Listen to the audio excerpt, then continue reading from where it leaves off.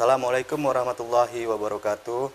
Pemirsa CSM TV dimanapun Anda berada dan mungkin yang sedang menyaksikan acara ini, kembali lagi kita bertemu pada acara talk show CSM TV Sambas. Seperti kita ketahui bahwa pandemi COVID-19 atau virus corona sudah menjalar ke seluruh dunia, bahkan di seluruh negara termasuk Indonesia, dan tak terkecuali di Kabupaten Sambas. Pemerintah pusat menginstruksikan kepada pemerintah provinsi, kabupaten, dan kota untuk membentuk gugus tugas penanganan pencegahan COVID-19. Oleh sebab itu, talkshow kita kali ini mengambil tema upaya dan hambatan gugus tugas COVID-19 Kabupaten Sambas dalam penanganan pencegahan pandemi COVID-19 di Kabupaten Sambas. Dan untuk membahas ini, saat ini hadir bersama kita Bapak Bupati Sambas, Pak Adbahrudin Suhaili, yang sekaligus Ketua Gugus Tugas COVID-19 Kabupaten Sambas, dan juga ada juru bicara COVID-19 Kabupaten Sambas yang diwakili oleh Bapak Dr. Ganjar Eko Prabowo. Assalamualaikum Pak.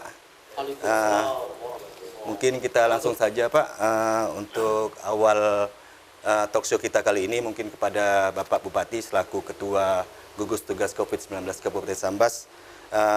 Untuk saat ini Pak, mulai dari sudah dibentuk sekitar kurang lebih 2 bulan kan, upaya-upaya apa yang telah dilakukan oleh gugus tugas COVID-19 Kabupaten Sambas dalam menekan penyebaran pandemi COVID-19 ini Pak?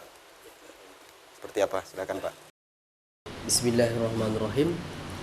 Alhamdulillah wassalatu wassalamu ala Rasulillah, la haula wala quwwata illa billah.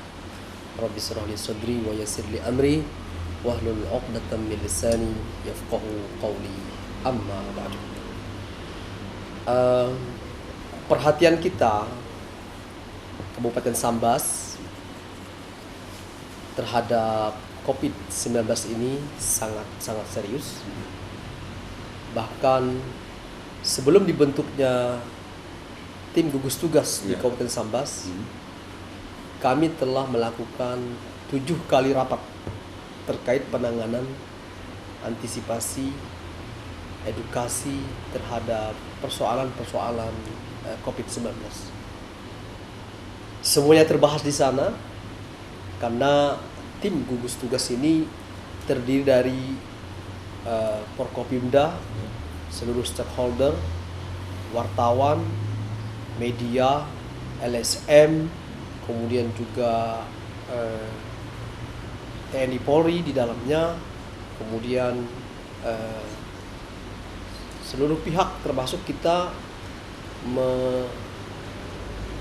menetapkan tim konsultan khusus ahli pakar dengan harapan dalam penanganan COVID-19 ini kita bisa mendapatkan masukan-masukan yang brilian dari para pakar, khususnya dari pakar human security terkait dengan pandemi yang kita hadapi sekarang ini.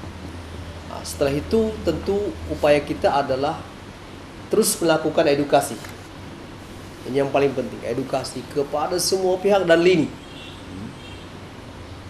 Kita lakukan dengan berbagai macam cara, baik itu lewat media massa, elektronik, media cetak, kemudian juga media sosial, sosmed, kemudian juga pamflet, baliho, dan spanduk-spanduk kita letakkan, kita tempel di mana-mana dengan harapan saudara-saudara kita, masyarakat Kabupaten Sambas semakin teredukasi dengan hadirnya COVID-19 di dunia hari ini. Begitu juga kita terus melakukan edukasi terhadap wilayah-wilayah yang dianggap tempat kerumunan, apakah itu pasar, kemudian kafe, kopi, warung kopi, rumah makan, dan semua wilayah-wilayah tempat-tempat yang berpotensi adanya keramaian, itu kita lakukan edukasi dengan harapan memang agar semua pihak, semua lini memahami bagaimana cara memutus mata rantai COVID-19 ini. Kemudian juga yang paling penting adalah kita secara langsung membagikan masker-masker yang ada. Kemudian kita secara langsung memberikan contoh kepada masyarakat tentang bagaimana mencuci tangan setiap hari dengan sabun, kemudian bagaimana physical distancing, kemudian bagaimana kita memberikan contoh kepada masyarakat untuk melakukan penyemprotan di berbagai tempat dan wilayah, dengan harapan itu semua adalah bagaimana masyarakat semakin cerdas dan semakin paham akan persoalan virus ini. Kemudian juga secara ketat kami lakukan antisipasi di pintu-pintu masuk kabupaten kita, khususnya di wilayah yang berbatasan dengan negara Sarawak, yaitu negara Malaysia Timur ya, di mana kita di sana bekerja sama dengan PLBN, ada KKP, ada dokter kita, ada para medis kita yang senantiasa melakukan kerja-kerja serius untuk mengantisipasi hadirnya saudara-saudara kita yang pulang dari negara tetangga. Tentu kami siapkan kendaraan, jika ternotifikasi maka kami akan antar mereka langsung ke desa masing-masing yang dikawal oleh puskesmas setempat, dan dokter medis, para medis di sana sungguh-sungguh siap dibantu oleh kawan-kawan kita dari KKP. Kemudian juga pintu Subah dengan Bengkayang juga kita dirikan posko di sana, ada petugasnya yang melakukan pengecekan terhadap para pelintas. Begitu juga yang makin kita ketatkan sekarang ini misalnya adalah pos di Semalagi, yaitu batas antara Singkawang dan Selakau. Tentu ini terus kita lakukan pengetatan. Bagaimanapun petugas-petugas kita di sana sudah kita buat shift ya, sampai 5 shift, bahkan kita berharap nanti bisa 24 jam kita lakukan. Ini semua kita harapkan optimal untuk bisa melakukan upaya agar kita melakukan pengetatan terhadap penyebaran COVID-19 di Kabupaten Sabah. Dan yang paling kita inginkan adalah dengan cerdasnya masyarakat, dengan pintarnya masyarakat dalam persoalan COVID ini, maka kita berharap Kabupaten Sambas dihindarkan dari transmisi lokal, yaitu adanya penularan di antar mereka. Jadi ini Pak Bupati, seperti Pak Bupati tadi sampaikan, bahwa upaya-upaya yang dilakukan oleh tim gugus tugas COVID-19 dalam penanganan pencegahan COVID-19 ini mulai dari pembagian masker, lalu penyemprotan disinfektan, penjagaan pintu perbatasan, lalu untuk sembako murah, segala macam program-program yang telah diberikan pada masyarakat. Tapi kita lihat sampai saat ini bahwa masih banyak juga, tidak semua sih Pak, tapi ada juga masyarakat Sambas yang belum mematuhi himbauan yang Bapak sampaikan, himbauan surat edaran untuk mematuhi protokol kesehatan. Nah, hal ini tentunya akan pasti berpengaruh kepada tim gugus tugas dalam melaksanakan upaya untuk menekan COVID-19 ini. Nah, sebenarnya apa sih yang terjadi Pak di masyarakat kita gitu? Seperti yang kita lihat waktu sempat ada viral, ramai di warung kopi, apa sebagainya. Nah, menurut pendapat Bapak seperti apa Pak? Pertama, kita tidak akan pernah kendor. Kita tidak akan pernah lelah, lesu, dan kita tidak akan pernah mundur untuk terus melakukan edukasi kepada masyarakat, hingga masyarakat betul-betul paham bagaimana karakteristik dari penyebaran COVID-19 ini, dan masyarakat semakin paham bagaimana menghindari dan memutus mata rantai penyebaran COVID-19 ini. Di berbagai desa kita melihat dari data yang kita dapatkan dari Bapak Kapolres Sambas misalnya tentang ketaatan dan kepatuhan tempat ibadah, itu boleh dikatakan hampir di angka 83% masyarakat itu taat dan patuh terhadap himbauan Kementerian Agama dan Tausiah MUI. Ini data. Berarti ada 70% yang belum teredukasi secara optimal. Nah, tanggung jawab kita adalah 70% itu. Bagaimana ke depan 17% itu bisa juga memahami secara baik seperti yang dipahami oleh saudara-saudara kita yang 83% itu. Kemudian kita ingin menyadarkan semua pihak dalam menghadapi COVID-19 ini, jangan sekali-kali kita menganggap sepele. Karena para dokter itu sangat paham dan tahu. Para ahli kesehatan, para medis ini sangat paham tentang karakteristik dari penyebaran COVID-19 ini. jangan dianggap enteng, jangan dianggap sepele, jangan jangan kita lengah, jangan kita menganggap biasa-biasa, jangan begitu. Jangan muncul sikap dan sifat semacam itu di saat kita menghadapi wabah. Wabah membuat kita semua tidak normal, bukan hanya Kabupaten Sambas, bukan hanya Kalimantan Barat, bukan hanya Indonesia, dunia menjadi tidak normal. Berarti apa? Dahsyat. Dia bisa membunuh ribuan orang dalam satu hari dan terus membunuh, bahaya luar biasa. Kalau tsunami membunuh dalam satu hari, bahkan dalam menit, 7 menit ratusan ribu orang terbunuh tsunami, 250 ribu bunuh oleh tsunami dalam waktu 7 menit.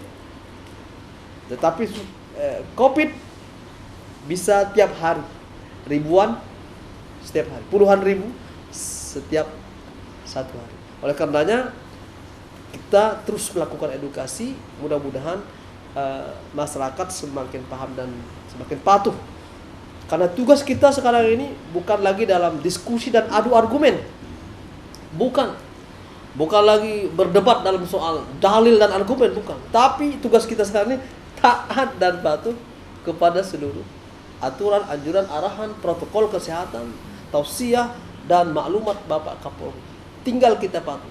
Nah, bagaimana tingkat kepatuhan kita? Ini yang perlu kita asah terus. Hari ini mungkin 83%, besok 90%, besok 100%. Patuh. Jika kita patuh, jika kita taat, jika kita baik, jika kita konsen untuk mematuhi semua apa yang diinginkan oleh pemerintah, insya Allah semuanya baik itu baik. Insya Allah kita akan cepat selesai dari persoalan ini. Jadi tim edukasi Cepat selesai. Jadi tim gugus tugas COVID-19 ini tidak menyerah Pak ya dalam melakukan edukasi kepada masyarakat untuk melakukan protokol kesehatan untuk mencegah penyebaran COVID-19. Kami semakin bersemangat. Ya. Semakin bersemangat. Masuk pada saat yang ramai itu warung kopi, pemilik Iya. warung kopi yang buka. Karena itu kurang tepat. Iya. Justru kita semakin semangat. Hari ini kita berencana adanya jam malam ke depan.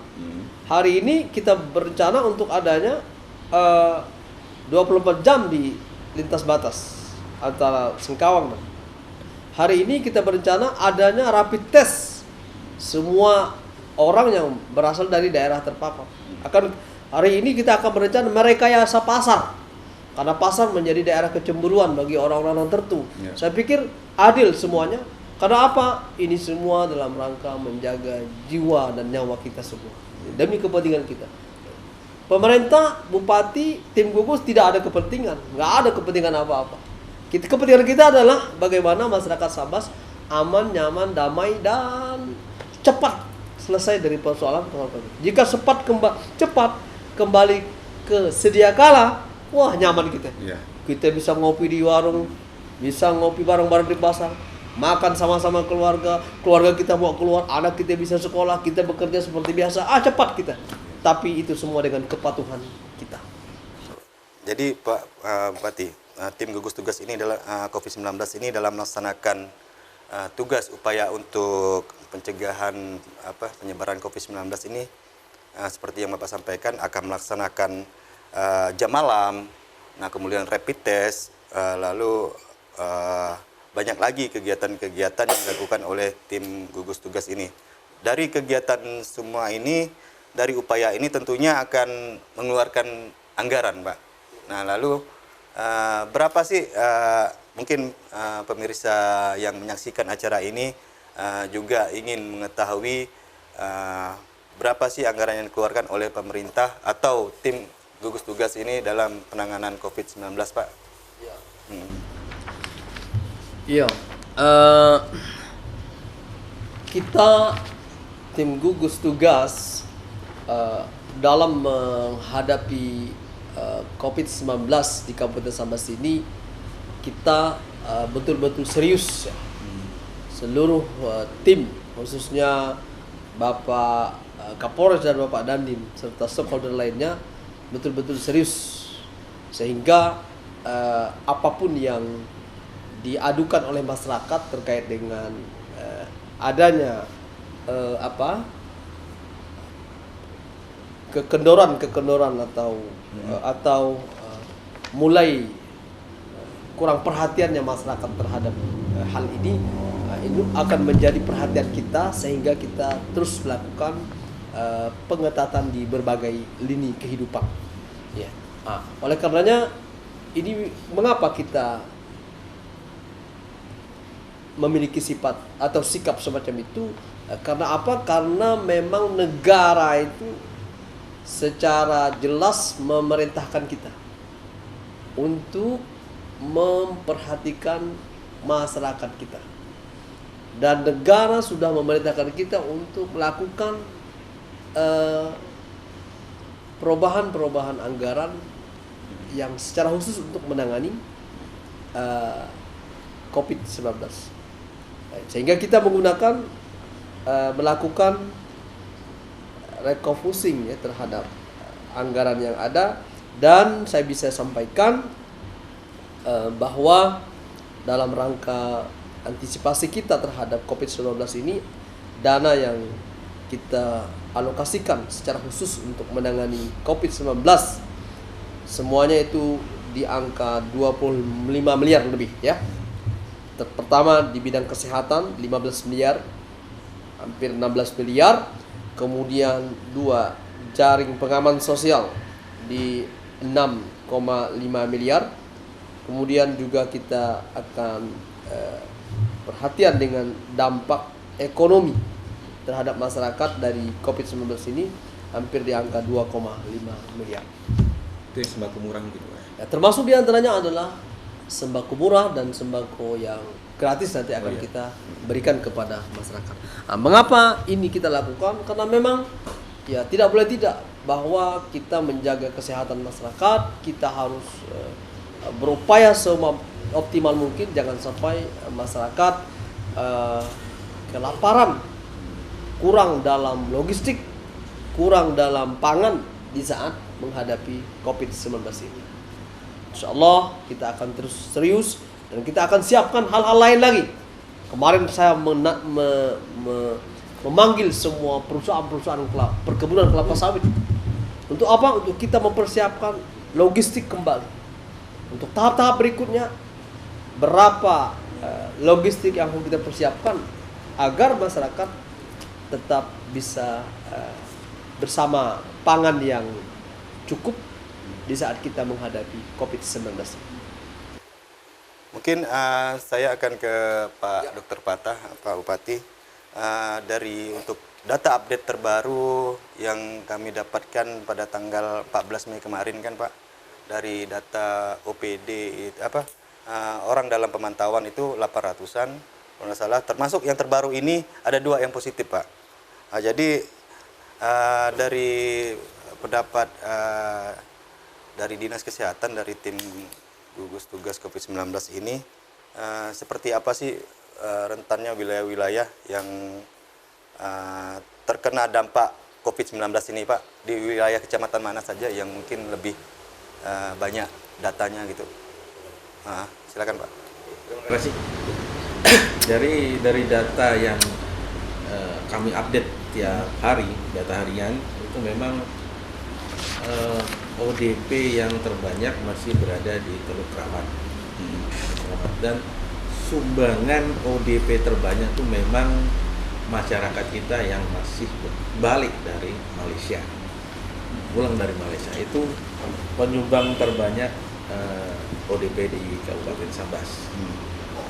Terus dan yang terbanyak tadi di Teluk Kramat. Kemudian tapi pas yang positifnya bukan yang terdapat di ODP yang banyak. Positifnya terdapat di Tebas, Kecamatan Tebas, tepatnya di Tumpak Jawai, dusun Tumpak Jawai yang kedapatan positif 2.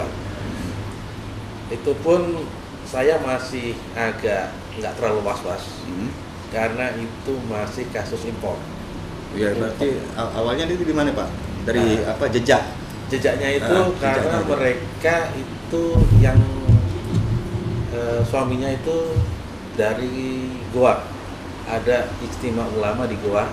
Jadi biasa kalau BNPB pusat tuh mereka bilang klaster Goa. Tapi klaster Goa itu kan kumpulan dari seluruh Nusantara. Ini ada salah satunya itu yang dari mereka itu. mereka itu. Dan itu yang balik, dan memang dari pelacakannya, trackingnya dari BNP Pusat, coba dicari semua di daerah-daerah semua yang pernah datang di Istimewa. Itu ketemu Pak itu. Kemudian protokolnya dirapid dan ternyata reaktif. Dan kemudian karena suami istri yang kontak erat terdekatnya satu rumah, jadi istrinya pun di rapid. Cuman karena mungkin sudah terjadi penularan, tapi masih penularan lokal cuman antar suami istri karena satu rumah terdekat. Istri langsung di rumah sakit, Pak? Ya, langsung diisolasi di rumah diisolasi. sakit Pemangkat. Itu cerita kalau sekarang mungkin 19 hari yang lalu tuh. Jadi cerita itu dapat positif, kita ambil swab. Berarti ini positifnya ini bukan yang sekarang, ini positif yang udah. 18 hari yang lalu, karena nunggunya itu terlalu lama hasil Oh, swab. jadi hasil swab test itu hasilnya memang lama, Pak? Berapa hari, Pak, baru? Ini udah 18 hari baru muncul. Berarti 18 hari ya? Yang dijanjikan paling lama 14 hari dulunya, tapi akhirnya melewat 18 hari baru 18 bisa hari. ketemu hasilnya. Lalu tindakan selanjutnya, Pak? Dan selanjutnya tetap diisolasi, kita ambil swab lagi. Kalau 2 kali diambil swab dan hasilnya negatif, berarti sudah sembuh dan boleh pulang. Oh, gitu. Kemarin udah langsung diambil swab yang berikutnya, Iya. buat memastikan lagi. Swab kedua. Ya, swab yang kedua. Pak, lalu dengan adanya positif COVID-19 ini kan artinya kita semakin harus waspada, Pak ya. Lalu setelah mendapatkan informasi itu, tim gugus tugas COVID-19 langsung melakukan rapid test di wilayah tempat tinggal yang terkena positif itu, Pak ya. Lalu melakukan isolasi juga ya, isolasi wilayah. Nah, sejauh mana pengetatan dari isolasi wilayah supaya lingkungan di dusun Tumpak Jawai itu warganya tidak keluar ataupun orang luar tidak ke dalam gitu ya, Pak. Karena selama ini yang seperti saya ketahui ada beberapa desa kita yang melakukan isolasi wilayah, tapi memang orang luar itu bisa dilarang masuk, tapi di dalam boleh keluar masuk gitu, Pak. Artinya kan itu enggak sesuai dengan itu. Nah, itu kalau nanti ini memang dalam proses isolasi untuk daerah yang di mana di situ terdapat ada pasien positif COVID-19, seperti apa isolasi yang akan diterapkan oleh gugus tugas, Pak? Ini adalah juga bagian dari upaya kita yang maksimal untuk memberikan rasa kenyamanan dan ketenangan kepada masyarakat, bahwa pemerintah, tim gugus dalam hal ini memberikan kepastian kepada masyarakat bahwa daerah yang ada di sana terkonfirmasi positif itu untuk kita jadikan sebagai wilayah yang harus kita isolasi secara mandiri.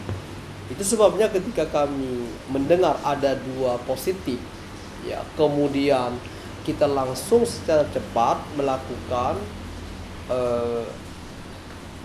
turun ke lapangan untuk melakukan tracking terhadap siapa yang pernah berkomunikasi, bersentuhan, kemudian bersalaman, kemudian mungkin bertemu.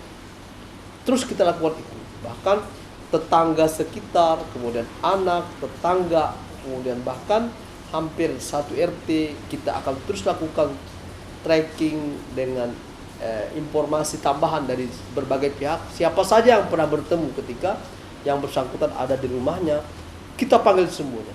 Bahkan hampir di angka 80 lebih orangnya kita lakukan rapid test di sana.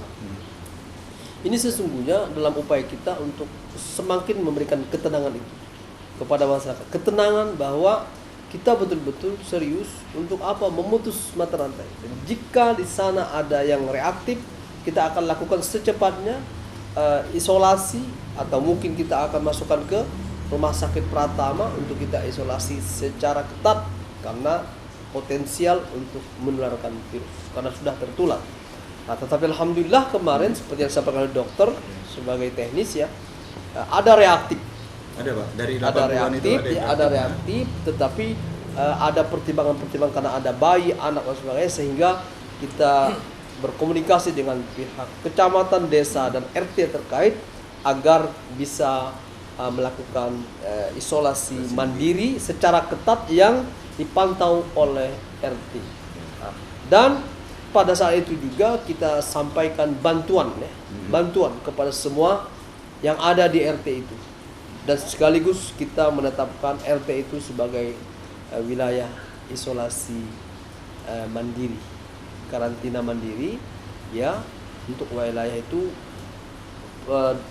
depan kampung dikasih spanduk, belakang kampung dikasih spanduk untuk memberikan batasan-batasan kepada orang untuk masuk, pembatasan, pengetatan. Begitu juga mereka yang dari dalam pun juga kecuali perlu saja. Nah, kita berharap secepatnya hari ini akan ada swab sudah diambil mungkin. Nah, nanti kita akan mendapatkan seperti apa terhadap yang reaktif dari hasil rapid test itu. Nah, sekali lagi ini semua kita lakukan secara ketat, secara serius ya. Untuk apa? Untuk memastikan bahwa masyarakat tidak panik, bahwa pemerintah hadir, bahwa tenaga medis hadir, bahwa TNI Polri hadir. Untuk apa? Semakin memberikan perasaan tenang dan nyaman kepada masyarakat yang ada di desa terkait. Jadi satu dusun itu memang diisolasi mandiri Pak? Satu RT. Satu RT ya? Satu RT. Satu RT Pak. Itu berapa lama isolasinya kalau dari sisi kesehatan? Harusnya 14 hari. 14 hari. Ya. Memang lalu dalam memantau pasien yang reaktif tadi itu gimana dari kesehatan Pak? Dari yang reaktif tadi Ya. memang disendirikan, sebelahnya tuh ada rumah kosong. Disendirikan aparat desa Ya. kemarin pas dengan Pak Bupati juga memang sudah berjanji akan menjaga ketat. Nah, Semua protokol kesehatan sudah kami terangkan. ya. Dari Puskesmas Tebas sendiri udah ngasih leaflet apa bacaan petunjuk semua ini loh cara betul buat karantina mandiri. Sampai sehari 2 hari Forkopimcap, Pak RT-nya semua, kepala dusunnya semua akan memantau terus. Kalau ada halangan, ada kendala, tetap lapor ke kami.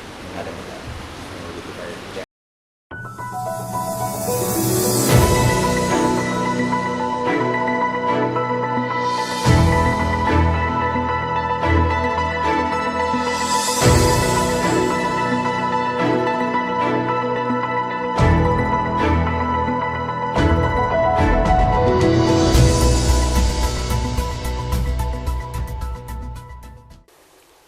Oke, kita kembali lagi dalam acara talk show CSM TV. Mungkin bertanya kepada Pak Dr. Ganjar, Pak, terkait dengan teknis nih.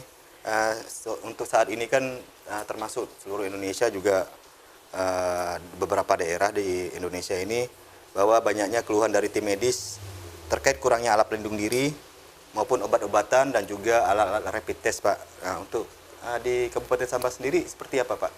Mohon dijelaskan. Terima kasih. Kalau obat-obatan saya rasa cukup obatan, tapi kalau yang rapid dan APD kalau dibilang cukup ya belum cukup juga.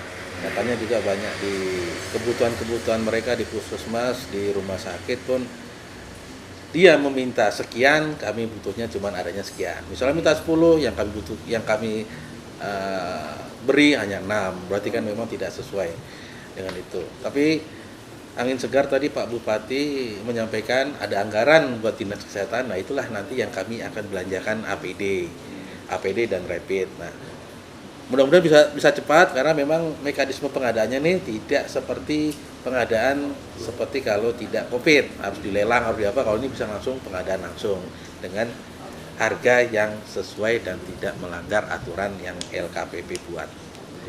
Ya, jadi mungkin nanti yang kekurangan yang tadi 6, minta 10 dikasih 6, itu nanti akan cepat kita salurkan. Dan juga terima kasih dari ada sumbangan itu juga cukup membantu dari pihak swasta, dari pihak lain ada cukup membantu. Nah, itu. Pak Bupati, mungkin kita lanjutkan tentang Kondisi pandemi COVID-19 ini bahwa ini juga terpengaruh di seluruh negara di dunia, Pak ya. Ini berdampak kepada semua sektor, termasuk sektor ekonomi, dan juga itu berpengaruh di Kabupaten Sambas sendiri. Menurut Pak Bupati sendiri seperti apa, Pak, untuk kondisi ini? Ya, jelas sekali kita melihat dampak dari hadirnya COVID-19 ini.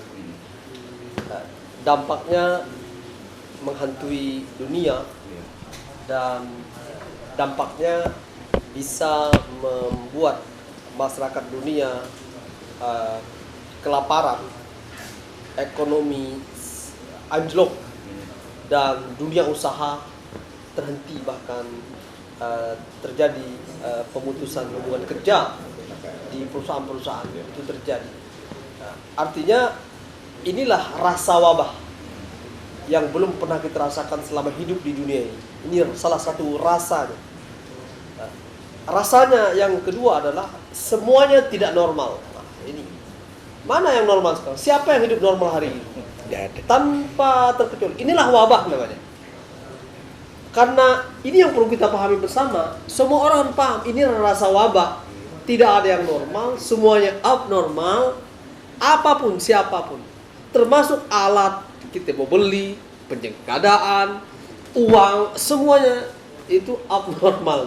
Inilah rasa wabah yang perlu kita ketahui bersama. Nah, karena begini rasa wabah, maka kita mudah-mudahan pelan-pelan paham betul akan persoalan semacam ini, sehingga kita menurunkan tensi kemarahan kita terhadap banyak persoalan. Karena hari ini bukan marah yang dibutuhkan, tetapi ikut peran aktif dan partisipasi semua pihak. Bukan menyalahkan yang dibutuhkan hari ini. Saya nyalahkan ini. Bukan, yang kita butuhkan partisipasi Anda untuk apa? Peduli terhadap efek dan dampak dari COVID-19. Di antaranya adalah soal ekonomi, dampak ekonomi luar biasa kepada masyarakat. Masyarakat tidak bisa bekerja, mana rezeki yang mereka akan dapatkan?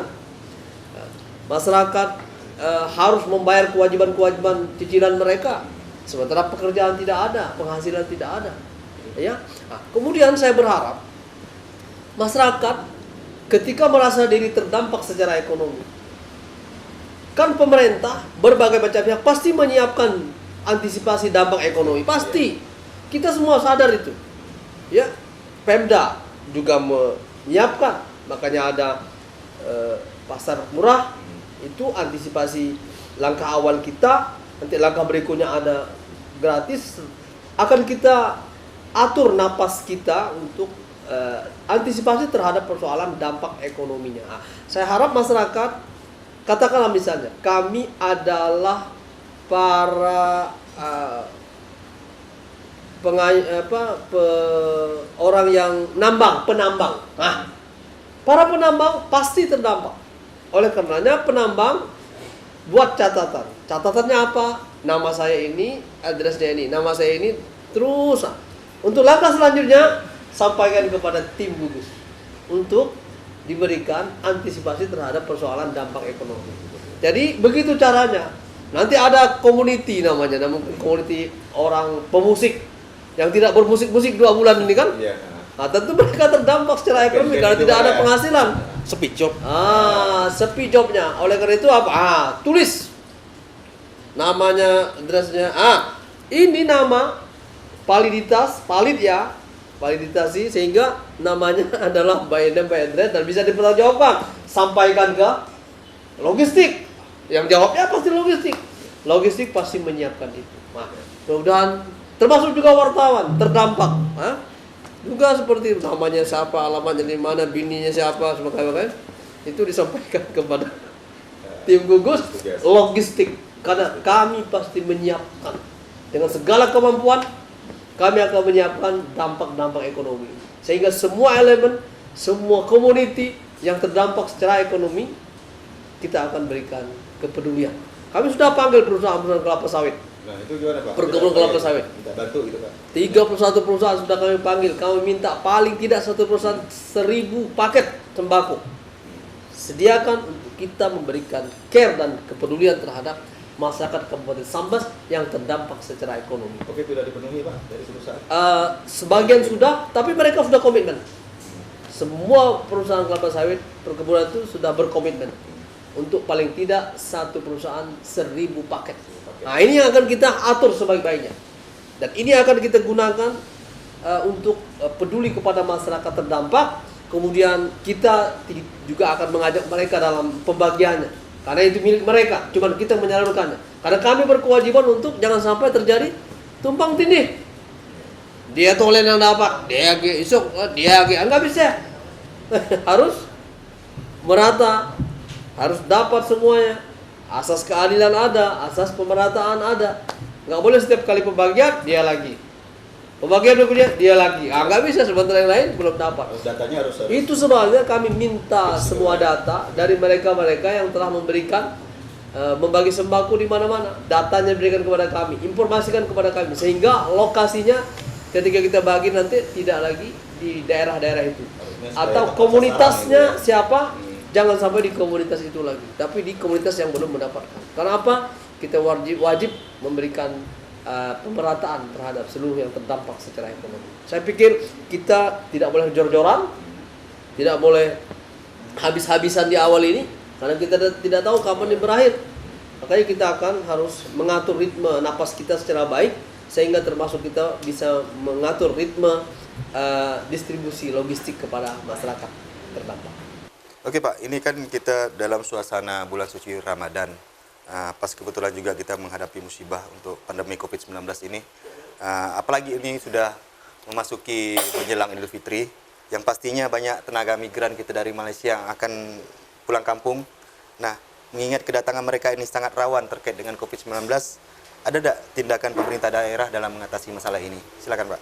Ya, yang pasti bahwa screening kita akan semakin kita tingkatkan, khususnya di posko kita di wilayah perbatasan kabupaten dan perbatasan negara.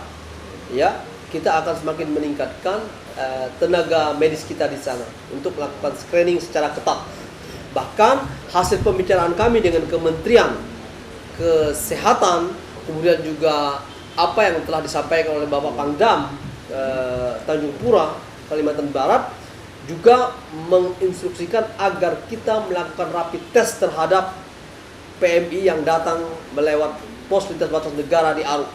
Kita akan lakukan rapid test, dan bahkan kita sudah bicarakan tentang persiapan kita mengkarantina jika notifikasi terhadap para rapid atau reaktif.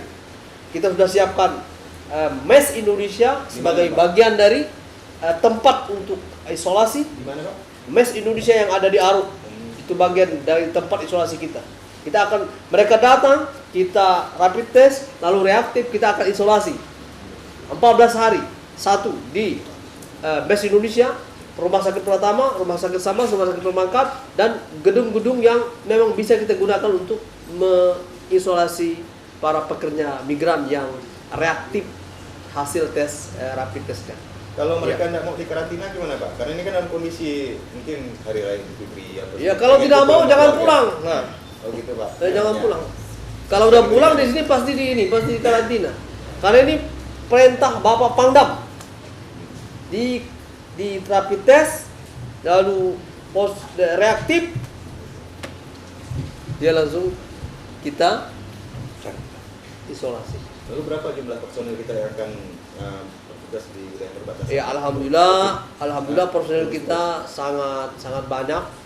Kalau kita bicara TNI Polri, kita sudah punya Dandim, tambah batalion, terus berada di semua dan koramil, Pamtas. lalu Binsa, lalu ada Pamtas, lalu ada TNI, lalu ada Polri, yaitu Kapolres, Polsek, kuat kita. Jadi artinya tim ini kuat, luar biasa, tidak kurang untuk personel.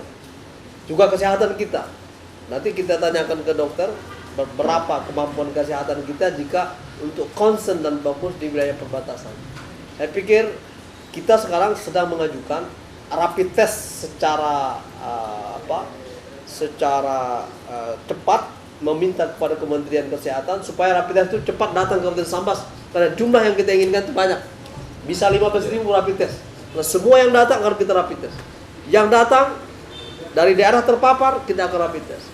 Jika mereka positif atau reaktif, kedua pilihan, karantina 14 hari atau suruh pulang ke daerah. Oke. Pak, terkait dengan apa yang disampaikan Pak Bupati tadi, gimana tim medis kita yang ada di perbatasan mengenai baik itu jumlah ataupun peralatan-peralatan mereka untuk mengantisipasi PMI yang datang dari perbatasan? Kalau para medis saya rasa cukup, karena para medis di Puskesmas Sajingan itu ada 3 orang ditambah 1 dokter dari CKP, dari medis. Dari para medis kemarin kami juga merekrut sekitar 6 orang. Itu sekarang sudah berlangsung dibagi 2 shift, jadi 1 shift itu 3 orang 3 orang.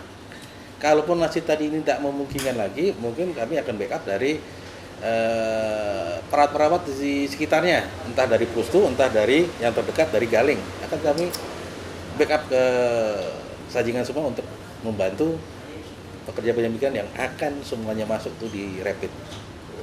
Nah, ada yang di backup nanti ada. Ya. Dari dinas kesehatan. Ya. Pak, ini mungkin para pemirsa ataupun yang menonton acara ini mungkin pengen tahu gitu Pak. Seperti apa sih penularan COVID-19 ini Pak? Gitu. Penularannya seperti apa? Apakah hanya dengan melaksanakan protokol kesehatan itu bisa dipastikan tidak tertular? Karena kan sekarang kan banyak yang berstatus OTG, PDP. Nah, bisa dijelaskan kepada masyarakat Pak seperti apa sebenarnya virus COVID-19 Ya, ini? yang menamanya memastikan tuh kami juga tidak bisa memastikan. Tapi kalau sudah melakukan protokol kesehatan, paling tidak bisa meminimalisir penularan dan penyebaran. Jadi itu. Apa itu protokol kesehatan? Mungkin udah banyak tahu, orang-orang dari A sampai Z semua protokol. Tapi memang tidak bisa menjamin kita bebas kalau melaksanakan protokol, paling tidak menjamin. Nah, apalagi kalau tidak melaksanakan protokol, itu pasti kena. Melaksanakan protokol aja juga nggak menjamin, apalagi tidak melaksanakan protokol kesehatan, itu pasti kena. Ya. Terima kasih. Mungkin kita istirahat sejenak. Kita akan lanjutkan setelah yang berikut ini.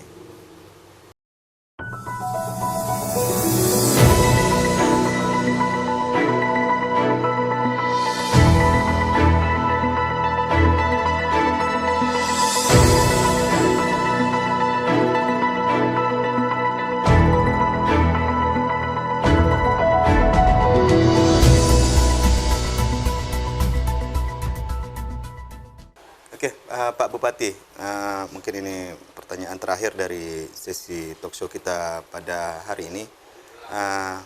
Kan upaya-upaya sudah dilakukan oleh tim gugus tugas COVID-19 Kabupaten Sambas, baik itu mulai dari penutupan perbatasan, pembagian masker, penyemprotan disinfektan dan sebagainya.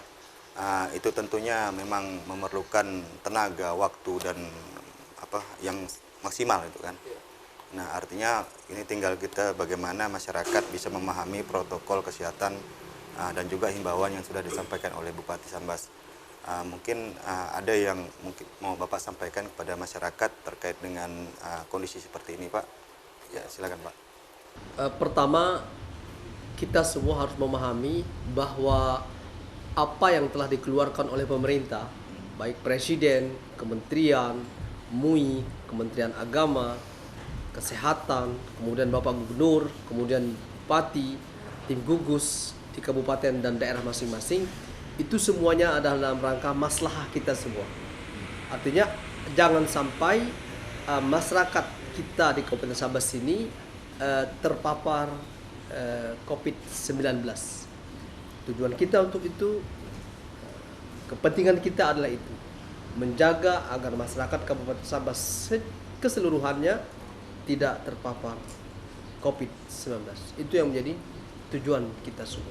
Nah, oleh karenanya kepada masyarakat kami berharap untuk mari mentaati dan mematuhi, agar dengan patuh dan taat kita akan secepatnya kembali beraktivitas sedia kala.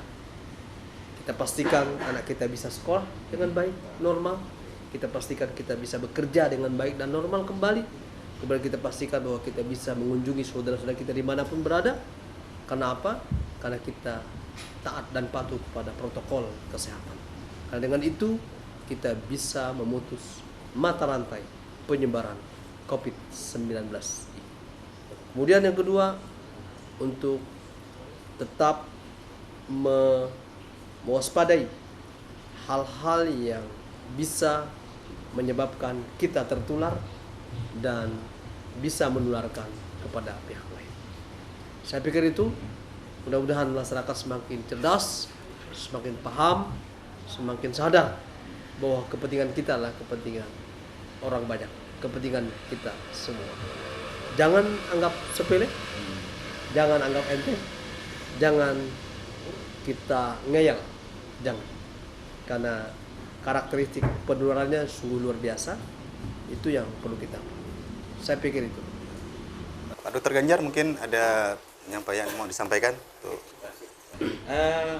Saya juga menghimbau kepada semua masyarakat supaya masyarakat tuh berkata jujur dalam artian masyarakat yang pulang dari daerah yang berdampak itu harus jujur dan harus cepat melapor kepada petugas kesehatan.